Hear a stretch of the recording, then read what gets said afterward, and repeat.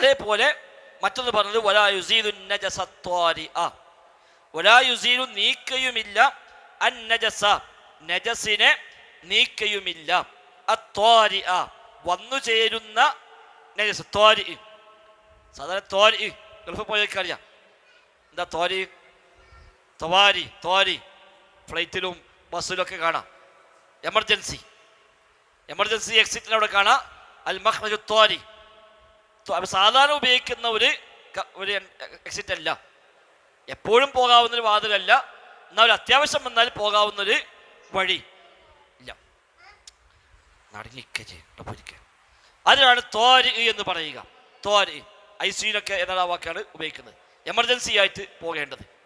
അതാണ് ഇവിടെ സാധാരണ ഉള്ള നജസല്ല, പിന്നീട് ഇങ്ങോട്ട് വന്ന് ഭവിച്ച നജസാണ് ഇവിടെ ഉദ്ദേശം. അൻ നജസു ത്വാരി എന്ന് പറഞ്ഞാൽ വന്ന് ചേരുന്ന നജസുകളാണ് നജസു ത്വാരി.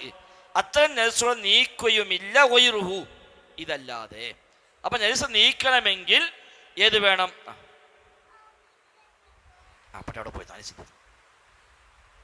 നജസ് നീക്കണമെങ്കിലും എന്തു വേണം? തൊഹൂറായ വെള്ളം വേണം. കാരണം നബി ഞങ്ങൾ പറഞ്ഞു, ഈ പിന്നെ ഹൈലു രക്തത്തെ പറ്റി പറഞ്ഞപ്പോൾ നബി പറഞ്ഞു വസ്ത്രത്തിലൊക്കെ ആയാൽ എന്തു ചെയ്യണം? ഹൈലു രക്തം വസ്ത്രത്തിലായാൽ എന്താ നബിയെ ചെയ്യുക?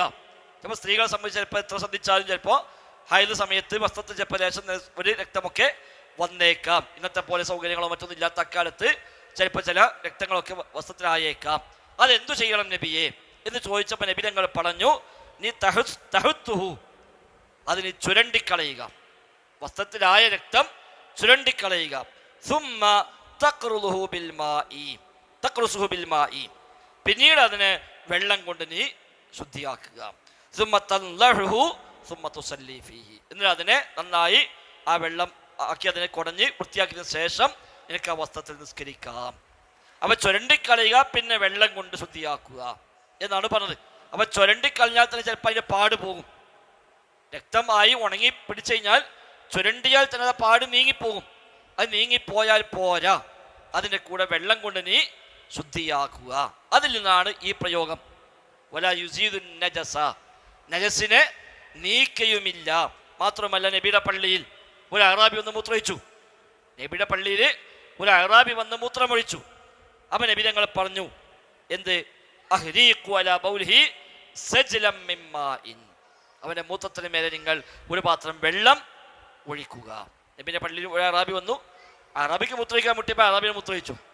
അറാബിക്ക് അത്രയേ ഉള്ളൂ. അവർക്ക് അങ്ങനെ വേറെ ഈ നമ്മളെ ടൗൺ ഏരിയ പരിചയമുള്ള ആൾക്കാർ തന്നെ വെറും നാടന്മാരാണ്.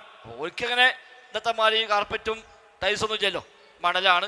മൂത്രമൊഴിക്കാൻ മുട്ടിയപ്പോൾ അപ്പോൾ സഹേബികളൊക്കെ അപ്പോൾ ചാടി, പള്ളിക്ക് മൂത്രമൊഴിക്കുക, എന്താ അത് എവിടുന്ന വരുന്ന വെച്ചിട്ട് നബിനെ എടുക്കാറൊക്കെ ഏതായാലും മൂത്രമൊഴിച്ചില്ലേ, അപ്പോൾ ഫുള്ള് ഒഴിക്കട്ടെ, ഏതായാലും ഒഴിച്ചല്ലോ നീ ഫുള്ളോട് ഒഴിക്കട്ടെ. ഒഴിച്ച് കഴിഞ്ഞിട്ട് നബി പറഞ്ഞു കുറച്ച് വെള്ളം കൊണ്ടുപോയി അവിടെ ഒഴിച്ചാളേ. ഓനെ വിളിച്ചിട്ട് പറഞ്ഞു പള്ളി തിരുന്നുള്ളതല്ല, പള്ളി നിസ്കാരത്തിനും ഖുർആനോത്തിനും വിഭാഗത്തിനൊക്കെ നിശ്ചയിക്കപ്പെട്ടതാണ്, ഈ വക പണിക്കൊന്നും പള്ളി പറ്റിയതല്ല എന്ന് അദ്ദേഹത്തിന് പറഞ്ഞു കൊടുത്തു. ഇവരോട് പറഞ്ഞു യസ്സിറു വലാ തുഅസ്സിറു, ആളുകൾക്ക് ഇടങ്ങാറുണ്ടാക്കല്ല വേണ്ടത്, ആളുകൾക്ക് നിങ്ങൾ ഒരു സൗകര്യം ചെയ്യാണ് വേണ്ടത്, അതായത് ബുദ്ധിമുട്ടിച്ച് ഇടങ്ങാറാക്കി ആളുകളെ വെറുപ്പിച്ച് അകറ്റല്ല വേണ്ടത്. ബശ്ശിറു വലാ തുനഫിറു, ആൾക്ക് സന്തോഷ വാർത്ത കൊടുക്കുക, ജനങ്ങൾ നിങ്ങൾ വെറുപ്പിക്കരുത് എന്ന് പ്രത്യേകമായി നബി ഞങ്ങൾ സ്വഹാബത്തിനവിടെ നിർദ്ദേശം കൊടുത്തു. അപ്പോൾ അവിടെ നബി അവിടെ പറഞ്ഞത് ആ മൂത്രത്തിന് മേൽ നിങ്ങൾ ഒരു പാത്രം വെള്ളം നിങ്ങൾ ഒഴിക്കുക എന്നാണ്. അപ്പം അതിനെന്ത് മനസ്സിലായി? നജസിനെ ശുദ്ധീകരിക്കാൻ അസുലിയായി വേണ്ടത് വെള്ളമാണ്. ഇനി ചോദിച്ചാൽ കൊണ്ടുവരില്ല, അവിടെ പോയിക്കേ, അവിടെ പോയി അപ്പം ശുദ്ധീകരിക്കാൻ, നജസ് ശുദ്ധീകരിക്കാൻ അസുലിയായി വേണ്ടത് വെള്ളമാണ് എന്ന് ആ സംഭവത്തിൽ നിന്ന് മനസ്സിലാവും. സമാനമായ ഒരുപാട് സംഭവങ്ങൾ നബിയുടെ ജീവിതത്തിൽ കാണാൻ പറ്റും. ഒരിക്കൽ നബിയുടെ മടിയിൽ കുട്ടി മൂത്രമൊഴിച്ചു. നബി കുട്ടിയുടെ എടുത്തു, ആ കുട്ടി നബിയുടെ മടിയിൽ മൂത്രമൊഴിച്ചു. അപ്പം നബി തങ്ങൾ പറഞ്ഞു കുറച്ച് വെള്ളം കൊണ്ടുവരാൻ പറഞ്ഞു. അങ്ങനെ ആ ഇതിന് മേലെ നബി ആ വെള്ളം ഒഴിച്ച് കഴുകി എന്ന് കാണാൻ പറ്റും. അപ്പോൾ അതൊക്കെ അറിയിക്കുന്നത് ശുദ്ധീകരിക്കാൻ, നജസ നീക്കാനുള്ള അസുലിയായ ഇത് വേണ്ടത് വെള്ളമാണ്.